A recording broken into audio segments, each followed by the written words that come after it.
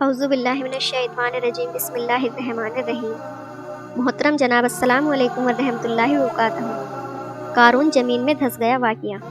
کہتے ہیں کہ قارون حضرت موسیٰ کا چچیرا بھائی تھا۔ حسین صورت پائی تھی، اس نے عجیب و غریب علم سیکھے، وہ علم کیمیا کا ماہر تھا۔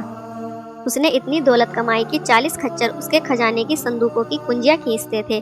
حضرت موسیٰ نے قارون سے کہا کہ خدا نے تجھے دولت دی ہے، 1000 دینار میں سے 1 دینار زکوٰۃ دیا کرو، لیکن اس کو یہ مشکل معلوم ہوا اور وہ آپ سے جھگڑنے لگا اور حضرت موسیٰ کی پیروی چھوڑ کر اس نے سرکشی اختیار کی۔ جب وہ سواری پر نکلتا تو اس وقت 1000 جوان عمدہ لباس اور جواہرات پہنے ہوئے اور 300 خوبصورت لونڈیاں قیمتی لباسوں میں اس کے ساتھ چلتی تھیں۔ لوگ اس کی یہ شان شوکت دیکھ کر کہتے کہ کاش ہمیں بھی یہ سب کچھ ملتا جو قارون کو ملا ہے۔ جب حضرت موسیٰ نے زکوٰۃ کی تاکید کی تب قارون نے بنی اسرائیل کے جاہلوں کو جمع کیا اور کہا کہ تم لوگ بڑے نادان ہو، کچھ بھی نہیں سمجھتے، تم لوگ موسیٰ کی تابعداری کرتے اور اس کا حکم مانتے ہو۔ اب وہ چاہتا ہے کہ زکوٰۃ کے بہانے سے تمہارے مال پر بھی قبضہ کر لے اور تم کو کنگال کر کے چھوڑے۔ تم ہو کہ چپ کے بیٹھے ہو، جواب نہیں دیتے۔ جاہلوں نے کہا، اے قارون، ہم تجھے اپنا سردار مانتے ہیں، تو جو کچھ کہے گا ہم اس پر عمل کریں گے۔ قارون نے حضرت موسیٰ کو رسوا کرنے کے لیے اپنے مصاحبوں سے بات چیت کی۔ آخر میں ایک بدچلن عورت کو تلاش کیا، اسے مال و دولت دے کر اس بات کے لیے راضی کر لیا کہ جس وقت حضرت موسیٰ لوگوں کو نصیحت کرنے کے لیے مجلس میں بیٹھے اور بنی اسرائیل کا مجمع ہو تب وہ مجلس میں پہنچے اور حضرت موسیٰ پر یہ تہمت لگائے کہ انہوں نے اس کے ساتھ بدکاری کی ہے۔ اس طرح قارون اور اس کے ساتھی یہ سمجھتے تھے کہ بنی اسرائیل کے لوگ حضرت موسیٰ سے پھر جائیں گے اور پھر تورات پر عمل کرنا چھوڑ دیں گے۔ اس طرح زکوٰۃ خیرات میں مال خرچ کرنے کا سوال ہی پیدا نہ ہوگا۔ کہتے ہیں کہ حضرت موسیٰ ہفتے میں ایک بار مجلس میں واعظ کیا کرتے تھے۔ ایک دن جب وہ مجلس میں واعظ کے لیے تشریف لائے اور لوگ واعظ سننے کے لیے جمع ہوئے تو قارون بھی اپنے منصوبے کے مطابق نہایت شان و شوکت کے ساتھ مجلس میں پہنچا اور حضرت موسیٰ کے مقابلے میں بیٹھ کر ہنسی مسخری کرنے لگا۔ وہ بدچلن عورت بھی آئی اور مجلس کے ایک گوشے میں بیٹھ گئی۔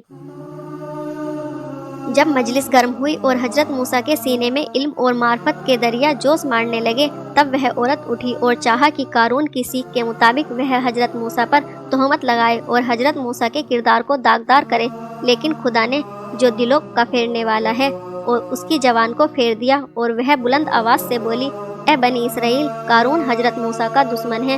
کل اس نے مجھے اپنے گھر لے جا کر بہت سے زر جواہرات دیے اور کہا کہ میں عام مجلس میں حضرت موسیٰ پر تہمت لگاؤں اور کہوں کہ موسیٰ نے میری عصمت اور عزت لوٹی ہے، لیکن میں گواہی دیتی ہوں کہ موسیٰ خدا کا پیغمبر اور سچا نبی ہے۔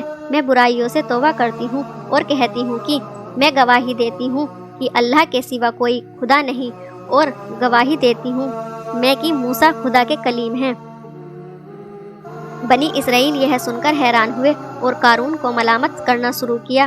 حضرت موسیٰ کا غصہ بھڑکا اور وہ اسی وقت منبر سے اترے اور زمین پر سر رکھا خدا سے کہا، خدایا، تیرے دشمن نے مجھے تکلیف دینے کا ارادہ کیا اور چاہا کہ مجھے بدنام کرے۔